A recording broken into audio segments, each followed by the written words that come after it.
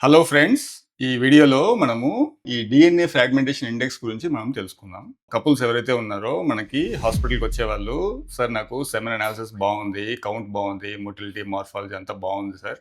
And మా వైఫ్‌కి కూడా ఎగ్ కౌంట్ అన్నీ బావున్నాయి. But in spite of that మేము కన్సీవ్ అవ్వట్లేదు. ఎక్కడ ప్రాబ్లమ్ ఉంది మాకు తెలియట్లేదు" అని చెప్పేసి అంటా ఉంటారు. అట్లాంటి వారికి కొన్ని స్పెషల్ టెస్ట్స్ ఉన్నాయండి. ఏంటంటే that is one of the test ఏంటంటే ఈ డీఎన్ఏ ఫ్రాగ్మెంటేషన్ ఇండెక్స్ టెస్ట్. వాళ్ళకు దో మొటిలిటీ, మార్ఫాలజీ, కౌంట్ ఇవన్నీ బాగున్నా కానీ, కొంతమంది సెట్ ఆఫ్ పీపుల్‌లో ఎల్డర్లీ ఏజ్ కానీ, లేకపోతే క్రోనిక్ స్మోకర్స్ కానీ, స్ట్రెస్ ఉన్నవాళ్ళు, ఆల్కహాలిక్స్ కానీ, లేకపోతే వారికోసిల్ ఉన్నవాళ్ళు గానీ, ఈ యొక్క డీఎన్ఏ ఫ్రాగ్మెంటేషన్ ఇండెక్స్ అనేది, ఆ టెస్ట్ అనేది మనము చేస్తామనమాట.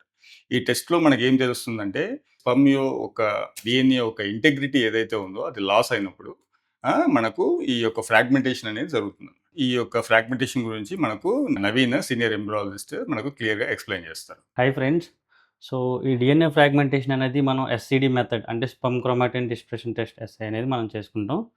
సో, ఇది ఫస్ట్ మనం పేషెంట్ దగ్గర నుంచి 1 డే ఆర్ 2 డేస్ గ్యాప్‌లో మనం సెమెన్ కలెక్ట్ చేసుకొని, సో, సెమెన్ అనాలిసిస్ చేసిన తర్వాతే మనం ఇది 15 మినిట్స్ క్విక్ అని డీఎఫ్ఐ.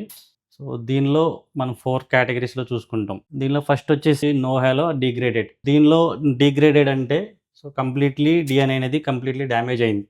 సో, ఇదొచ్చేసేసేసి స్మాల్ హాలో.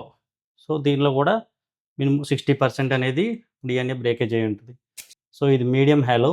దీనిలో కూడా అంతే. ఒక 70% మంచిగుంటది. ఇది గుడ్ హాలో. సో, ఇది మనకి ఫెర్టిలిటీకి పొటెన్షియల్ అనేది చాలా మంచిగా ఉంటది. సో, డీఏ5 హై ఉన్న వాళ్ళకి కూడా మనం అడ్వాన్స్డ్ స్పెర్మ్ సెలక్షన్ మెథడ్స్‌లో మనం యూజ్ చేస్తాం. లైక్ మైక్రోఫ్లూయిడ్స్, పిక్సీ, ఇమ్సీ అనేది మనం యూజ్ చేస్తాం.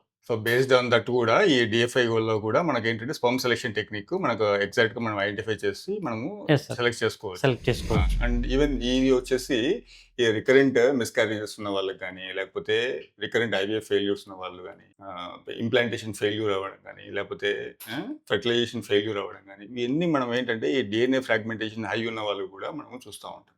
So, one of the best test ఏంటంటే advanced test for sperm high quality ఎట్లా ఉంది అని తెలుసుకునే దానికి ఈ డీఎన్ఏ ఫ్రాగ్మెంటేషన్ టెస్ట్ అనేది చేస్తారు.